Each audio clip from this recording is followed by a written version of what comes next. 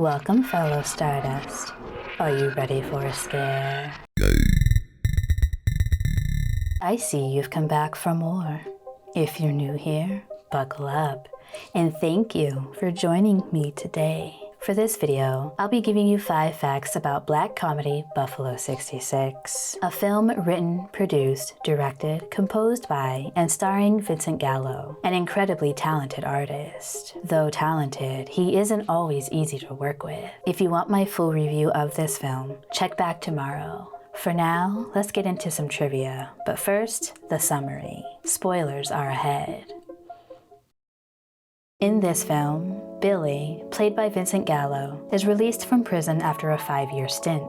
To keep up the facade that he went away to work for the government, he kidnaps Layla, played by Christina Ricci, and tells her to make him look good when visiting his terrible parents, Jan and Jimmy, played by Angelica Houston and Ben Gazzara, at his childhood home. After an awkward dinner, Billy sets out to accomplish his second task as a newly free man: to murder the person who he felt was responsible for getting him locked up. 1. This is not an autobiography. It's easy to think that this film is an autobiography of Vincent's life since he wrote, directed, and starred in the film, and his character has the same vindictive trait as him. However, Vincent said that the only part of the film that's reflective of his life are the parents, which is a huge part of the movie. Vincent explains that the character he plays is who he would have been if he had let his father's treatment determine the kind of person he would have been. Also, in the last few minutes of the film, he's the happiest we see him the entire time, and he says that this is him on a really good day in real life. The story is of a man who suffers from childhood trauma, doesn't recognize the trauma, and wastes his life maintaining a relationship with people who could care less about him. So while it may not be autobiographical, we get a sense that his childhood is one he wishes he could forget. Also, the house they shot in was actually his childhood home in Buffalo, New York. There aren't really any likable characters in this film except for Layla. Kevin Corrigan plays Billy's best friend, Goon/Rocky, and he might be second on the list of likable characters, although it's hard to look at him because he's always surrounded by filth. Kevin Corrigan at first turned down the offer to play Goon because he was uncomfortable with the role. But after Vincent hired a new actor to replace him, Kevin decided that he wanted to take his role back. However, after filming, he was still uncomfortable with the character and asked to be uncredited. So we basically have a movie full of crappy people, but we're still expected to be engaged and see the story out. And we do, because of Layla. She's intrigued by Billy and we're curious to see what she'll end up doing. Will she stay or will she leave when she gets the chance? 2.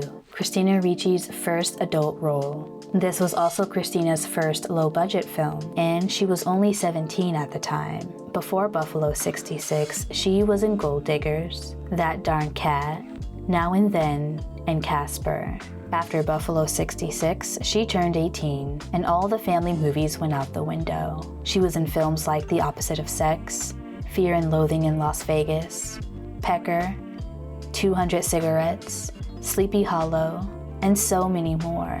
Christina always had her mom with her when she was working on set, but Vincent had asked her not to bring her mother. She had been friends with Vincent for years prior to filming, so she agreed, but would later regret it. Christina said he was perfectly nice during pre-production, but once production started, it was like a switch went off. After a while, she realized he was method acting. He would stay in character throughout production even when the cameras weren't rolling, but he hadn't told her that that was what he was doing. So it was a bit of a shock to her when he would point things out about her and make fun of her, particularly her weight. He wanted a sincere reaction from her when the cameras were rolling, and he definitely got that. After production, however, he continued to put her down, calling her a puppet and saying she was the one who was difficult to work with and was either drunk or on cough syrup all the time. This could possibly be because Christina didn't promote the film upon its release. Vincent believes the film could have been more successful had she helped with promoting the film. Even though she distanced herself from the project when it was completed because of her experience with Vincent, Buffalo 66 is one of her favorite movies that she's been in. In a Q&A done at AwesomeCon in 2021 in DC, she was asked to name her top 3 favorite characters that she's played, and Layla was at the top of her list, followed by Dee Dee from The Opposite of Sex, and of course, Wednesday Addams. Christina having a hard time with Vincent brings me to my next point. 3. Vincent is difficult to work with and likes to stand out from the crowd. Along with Christina Ricci, Angelica Houston and the cinematographer Lance Acord also had a difficult time working with Vincent on Buffalo 66. He even blamed Angelica Houston for the film not making it into the Cannes Film Festival. Another fun fact, side note, is that this was a really low-budget film, with a budget of $1.5 million, and $20,000 of it went to Angelica Houston's wig, and $100,000 went to Mickey Rourke, even though he's on screen for just a few minutes. Mickey was going through a rough patch, so to help him out, Vincent gave him a paper bag with his payment that accounted for 10% of the entire budget. However, with Lance Acord, the DP, Vincent was less than nice. Lance was a replacement for the previous cinematographer, Dick Pope, who had been fired because he didn't agree with Vincent's decision to shoot on reversal film, which produced a colorized positive image on a transparent base, instead of the usual black and white negative in prints. Processing this type of film is unstable and unpredictable, and has recently been discontinued. At the time, Gallo wasn't even sure where he would get the film developed. He just knew he wanted the look that no other film stock could produce. This was Lance's first feature film, and he was referred to Vincent by music video director Stéphane Sednoui. Lance would go on to shoot films like Being John Malkovich, Marie Antoinette, Adaptation, and many more movies. But despite his talent, Vincent still put him down as well by saying, quote, "This guy has no ideas, no conceptual ideas, no aesthetic point of view," end quote.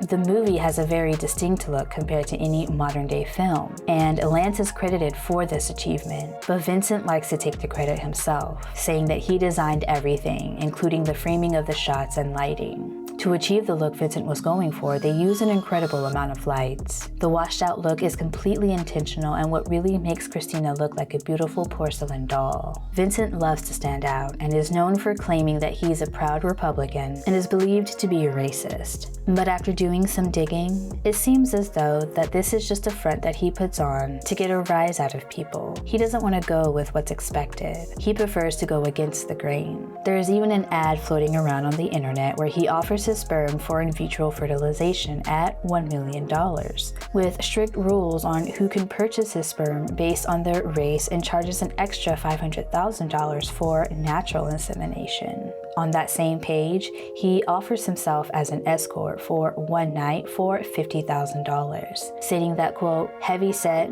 older, redheads, and even black chicks can have him if they can pay the bill," end quote. If you read these ads in their entirety, it's more than obvious that this is satire meant to stir the pot. I'll leave the link for these ads down below so you can check it out for yourself.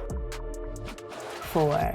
Christina Ricci choreographed her tap dance. At first glance, you might not consider Buffalo 66 a musical, but the two performances in the movie definitely make it one. Vincent explains that not many people point this out, but his intention when writing this film was for it to be a subtle musical. The first performance is done by Ben Gazzara, who plays Billy's dad. He sings the well-known song, "Fools Rush In Where Angels Fear to Tread," which was actually sung by Vincent's real father, Vincent Gallo Sr. I find this interesting since his relationship with his father seems to be a strained one. Maybe as an adult, he was able to reconcile his differences with his father and now has a cordial relationship with him. Or maybe he just really wanted his dad's rendition of the song. I'm not too sure. I couldn't find more out about that choice. Most of the music in the film is composed and performed by Vincent Gallo Jr., with just a few exceptions. The second performance is done by Christina Ricci, who dances a little tap dance number at the bowling alley. Knowing that Christina doesn't really have a background in music, I thought for sure that this was something choreographed by a professional choreographer. choreographer. It's not a particularly difficult dance, but it was still surprising to learn that Christina Ricci made it up on her own. And it's the cutest little performance. Like in the first performance, we get a spotlight on the performer while everything else fades into the darkness. When the performance is over, it's as if nothing happened and everything goes back to normal. 5. Christina Ricci learned how to drive a stick shift. Billy's character kidnaps Layla and plans to drive her to his parents' house in her car. But when he gets into the driver's seat, he realizes it's a stick shift, which he's unable to drive. So he makes his victim do the driving. Christina didn't know how to drive stick shift before production, so she had to learn quickly. She stalled out several times on set, and we almost see her do so when they pull up to the motel that they stay in. Well, there you have it. 5 facts about one of the greatest films of all time, Buffalo 66. Come back tomorrow for my full review of this film. I'll also be back next week with videos on Thursday and Friday. And thank you again for joining me today, fellow Stardust. I hope I see you in the next one. Peace.